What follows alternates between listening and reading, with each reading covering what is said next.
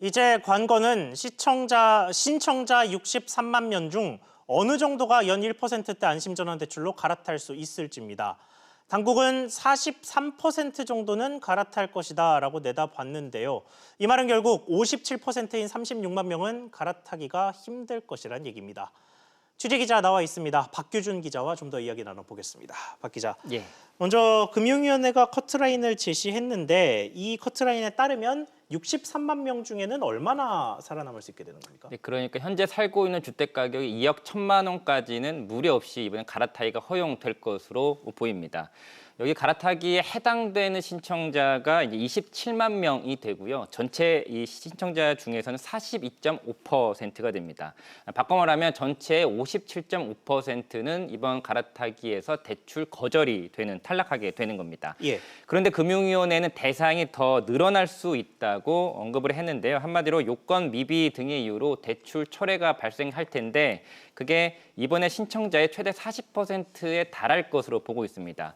이걸 기준으로 하면 금융위원회는 집값 커트라인이 애초 2억 1천만 원에서 2억 8천만 원까지 올라갈 것으로 전망했습니다. 그러니까 추가 합격 방식으로 해서 집값이 2억 8천만 원까지는 이번에 대환을 기대해 볼 수 있다 이렇게 보셔도 됩니다. 그러니까 커트라인이 2억 1천만 원과 2억 8천만 원 사이 어딘가에 설정될 거라는 게 금융위의 전망이라는 건데 사실 2억 8천이라고 쳐도 서울을 가정했을 때는 좀 커트라인이 많이 낮잖아요. 그러니까 서울 사시는 분들은 거의 탈락이 된다고 봐야겠는데요. 네, 맞습니다. 사실 집값이 상대적으로 저렴한 지방 거주자는 더 유리하다라고 보는 게 맞는데요. 하지만 그게 지나치게 차이가 많이 나진 않습니다. 오늘 금융위원회 설명에 따르면요.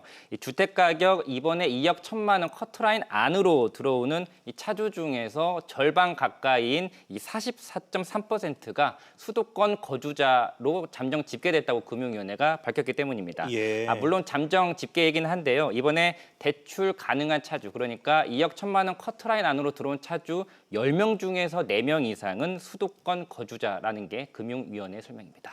그렇군요. 그러면 어찌됐든 신청자가 좀 대거 몰리면서 얘기한 것처럼 절반 이상인 상당히 많은 사람들이 탈락을 하게 됐는데 이 대출 자체를 추가 공급할 가능성은 없습니까?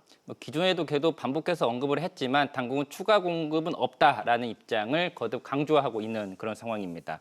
아무래도 주택금융공사 재원 여력에 한계가 있고요. 또 이번에 주금공이 추후에 재원을 충당하기 위해서 발행하게 될 채권, 이 MBS 발행을 많이 하게 되면 채권 시장에 또 부정적인 영향을 미치기 때문입니다. 하지만 추가 공급을 했던 과거 전례는 있습니다. 금융위원회는 2015년도에 1차로 안심전환대출 상품을 출시했을 때 20조 원 선착순 공급이 며칠 내에 마감이 되자 소진되자 추가로 10조 원을 추가로 또 공급을 한 적이 있습니다. 그렇군요. 박 기자 이야기 잘 들었습니다.